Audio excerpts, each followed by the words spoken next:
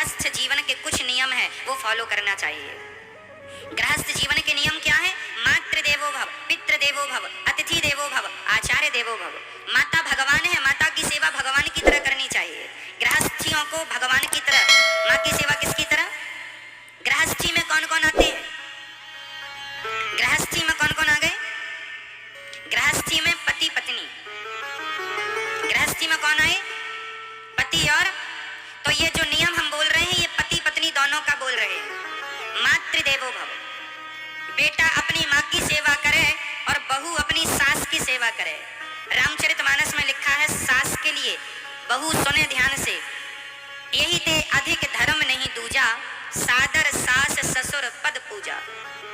यही ते अधिक धर्म नहीं दूजा, अर्थात इससे बड़ा कोई धर्म नहीं है। किससे बड़ा? सादर, सादर मतलब सम्मान के साथ, सम्मान के साथ सादर सास ससुर पद पूजा। पद मीन्स पांव।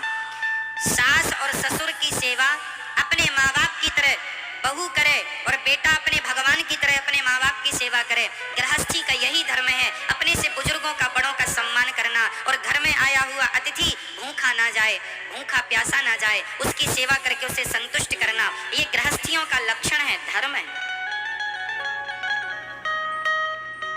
जब रावण माता सीता के पास हरण करने आया ना, तो माता सीता को पता था कि ये रावण है। वो तो जगत जननी है ना, क्या उन्हें इतना भी पता नहीं कि ये रावण है? रावण ने कहा मुझे भिक्षा दो। रावण ने भी बोला था भिक्षाम देही। माता सीता को लक्ष्मण रेखा खींच के गए थे। लक्ष्मण जी कहा था मैया इस रेखा के बाहर पांव ना रखना। माता सीता को पता था कि ये रावण है, मैं इसके बाहर जाऊंगी, उठा के ले जाएगा।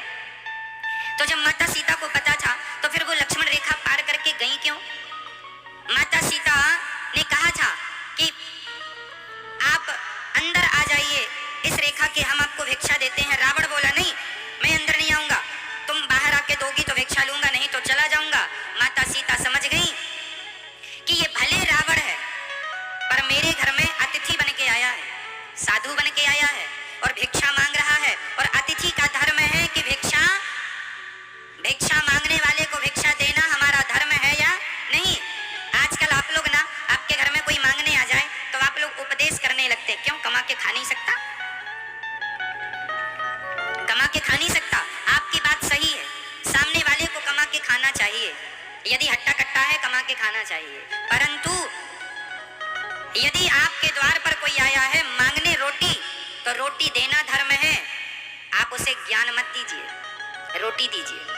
हम ये नहीं कहते कि तुम बहुत कुछ दो, हम कहते हैं तुम्हें कुछ देने की इच्छा नहीं है तो कह दो आचार्य जी, पंडित जी, साधु जी बैठिए, हम आपको भोजन ला दें, तो भोजन ला के दे दो।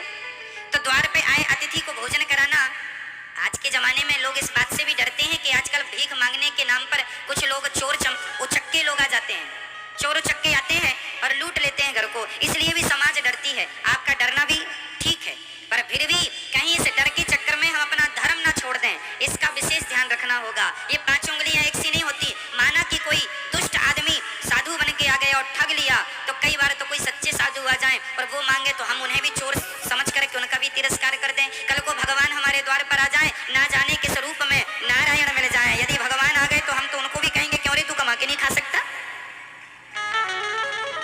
फिर तो हमारी आदतें बिगड़ जाएंगी। इसलिए माना कि इस रूप का लोग दुरुपयोग करते हैं, माना कि साधु संतों के स्वरूप का लोग दुरुपयोग करते हैं, पर फिर भी आपके घर में आए अतिथि तो सावधानी से उसे पेट भर रोटी देने में कोई नुकसान नहीं है। हाँ, अपनी सावधानी और अपनी सुरक्षा के साथ, आपके साथ कोई अनहोनी ना हो, आपके साथ कोई दुर्घटना ना घटे, इसका भी आपको ही ख्याल रखना है। पर यह भी याद रखना है कि आपके द्वार पे आया व्यक्ति भूखा ना जाए। हम ये नहीं कहते कि तुम उसे पैसे दो, हम पैसे देने की बात नहीं करते।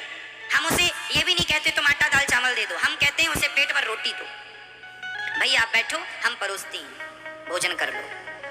यदि वो कहे कि नहीं हमें भोजन नहीं करना, तो आप मुट्ठी 2 मुट्ठी आटा चावल दे सकते हैं, जो आपकी श्रद्धा है। कुल मिला के आपके घर से आया अतिथि आपके घर में खाली हाथ ना जाए। क्यों? क्योंकि हमारी भारतीय संस्कृति है। भाई इस संस्कृति का आज तो लोग दुरुपयोग करने लगे हैं, पर इस रूप में एक समय पर हमारे यहाँ वो घर वाले अपने आप को धन्य धन्य मानते थे। जब किसी के घर में कोई साधु आता था और लोग जब भिक्षा देते थे तो वो अपने आप को कृतार्थ मानते थे कि आज हमारे घर से साधु को भिक्षा चली गई, वो घर पवित्र हो गया जिसके घर से भिक्षा चली गई। अतिथि देवो भव। कुल मिला के कहना ये है कि अतिथि की सेवा गृहस्थी को करना है, माँ की सेवा गृहस्थी को करना है और आचार्य जनों की सेवा गृहस्थी को करना है। ब्राह्मण को सीधा दीजिए, ब्राह्मण को भोजन दीजिए, ब्राह्मण का सम्मान कीजिए, ब्राह्मण का सम्मान हो, अतिथि का सम्मान हो और आचार्य जनों अर्थात गुरुजनों का सम्मान हो। ये सेवा पद्धति हम गृहस्थों को फॉलो करनी चाहिए।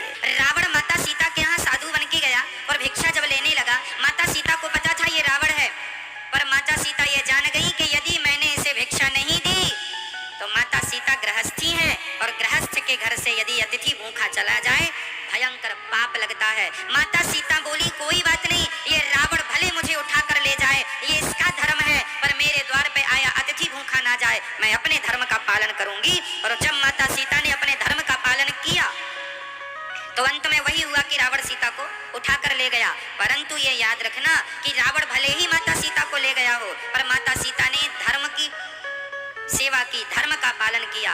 अंत में उसी धर्म ने, जिस धर्म की रक्षा माता सीता ने की, अच्छा ये बताओ हम ही धर्म को छोड़ दें तो धर्म रहेगा किसके पास?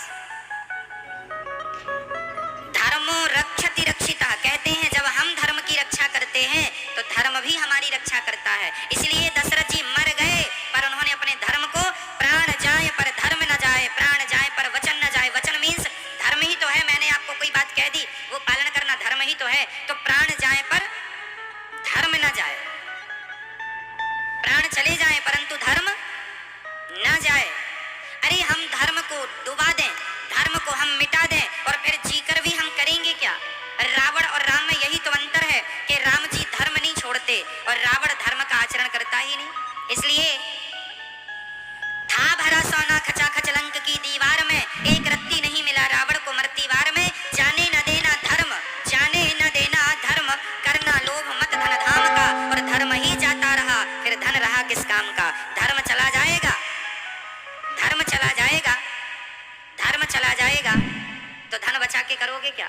इसलिए माता सीता ने ये जानकर भी कि रावण है फिर भी अपने धर्म को नहीं छोड़ा। अतिथि देवो भव ये धर्म है और माता सीता ने सेवा की। अंत में धर्म ने माता सीता को बचाया, राम जी की फिर प्राप्ति हुई। चर्चा